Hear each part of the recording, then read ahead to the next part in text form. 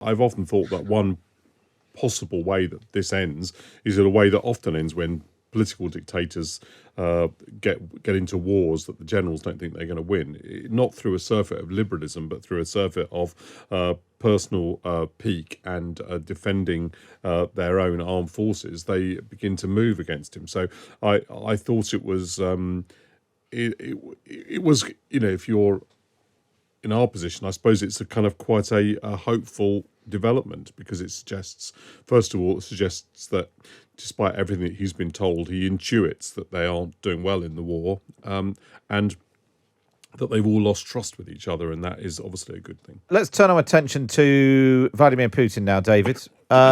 He's losing, we're told.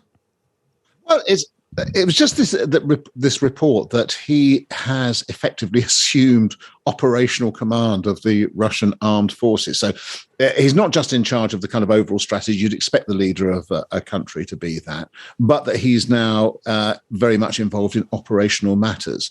And it's just that historically, on the whole, this is not a good sign for the country where it's happening, the kind of, the elevation of the generalissimo. I mean, it might be okay if you're Francisco Franco and you actually started off as being a general and so on. But where somebody hasn't made their way through the top ranks of the armed forces, thinking about these things and so on, it's generally a bad thing. Even those things which Winston Churchill attempted to influence in the Second World War, as near as he got to operational command, were usually the things which we got most wrong in the period after 1941. So he was usually wrong about them, and insofar as he was arguing with his generals, they were more likely to be right.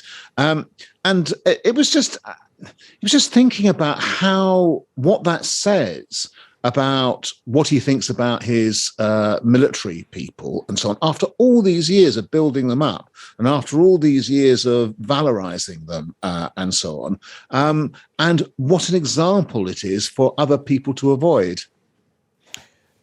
Danny? Well, I think all of that is true, and it also must make him quite vulnerable to the military thinking, well, if you're going to run the military, maybe we can run the government.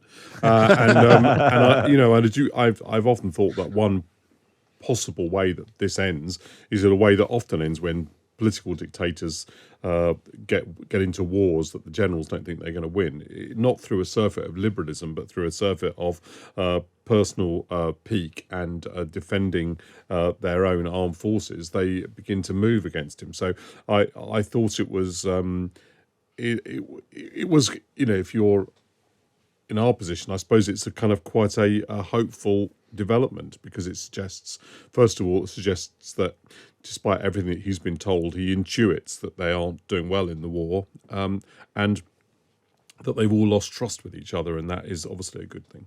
And the reports coming out as well about the Russian Secret Service, and they seem to be getting it in the neck. And you sort of wonder, well, what we don't know is, were the Secret Service and the Russian generals telling him this was a bad idea? And he's, well, we're going to do it anyway. Once you saw, and then presumably they're now getting in the neck because it's not going very well from him. And so does the sort of either I told you so or, I did try to warn you factor play into it? Look, we all know that some of them must have thought it was a bad idea, because it was a bad idea, and lots of people thought it. So it almost certainly is the case that some people in the Russian High Command must think this is a foolish idea. But the question of whether they told him depends on a sort of knowledge of the dynamics of the regime, which I just don't have. I think it's unlikely that nobody told him, but quite likely that nobody told him in a way that sort of left him no alternative but to accept it. Yeah. Well, we're all affected by that famous meme, aren't we, from the film Downfall, which Hitler is told that actually defense of Berlin isn't going that well and isn't going to really kind of hold up, and so on. And you sort of imagine, you kind of imagine these moments. But one of the things that's really interesting about it, we talk about the Russian intelligence service, is the cack-handedness with which Russian intelligence operations were carried out, including the Skripal poisoning and so on. I mean, if you really just wanted to get rid of somebody, to do it in that way and to do it with such traceability and to do it with such kind of brazen stupidity and so so on is not really, I would have argued, particularly or highly professional, and so on. So the other thing which it makes absolutely clear to us now, and it's very interesting looking back, is just how far we overestimated, or the people who were responsible for making these estimations appeared to be overestimating Russian capabilities, Russian strategic nous, and Russian intelligence capabilities. Yeah, my grandfather spent several days being interviewed in prison by the Russian intelligence services, and he came to the conclusion it was so bad that he was actually being interviewed by trainees. But when I've researched it, I don't think that was the case. I think they were professionals. They just gave the impression of being trainees. Yes. I wonder as well, just the news that McDonald's is leaving. I mean, I'm not sure if either of you are McDonald's fans, but the fact that McDonald's is packing up and leaving Russia might be one of the biggest signals to the Russian people that they are increasingly isolated. The most visible, tangible thing that could have happened. Yeah, I mean, look, it will have two effects. Obviously, it will impact on the population, not just in reality, because people do like to have McDonald's, but also in theory as well, because they'll see that they're moving. But it'll also just put them, it will also throw Russia back upon itself. It will create an opportunity for somebody to come in, basically having a nationalist McDonald's, and that has another, impact. So it goes in two ways. It's true.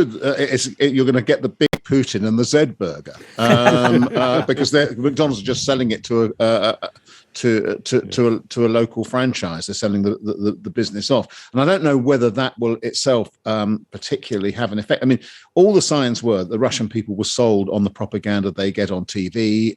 It's so unrelenting and so on.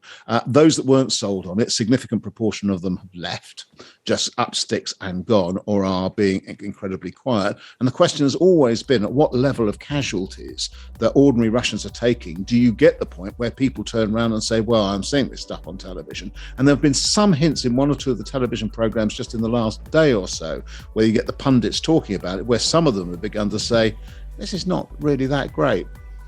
I wonder whether the Putin burger comes with a plastic toy. It's like a little plastic tank, but it only goes backwards. Nice to see you both. Daniel Finkelstein, David Ivanovich, giving us their take on the news. Of course, you can read them at The Times every week. Just go to thetimes.co.uk and get yourself a subscription.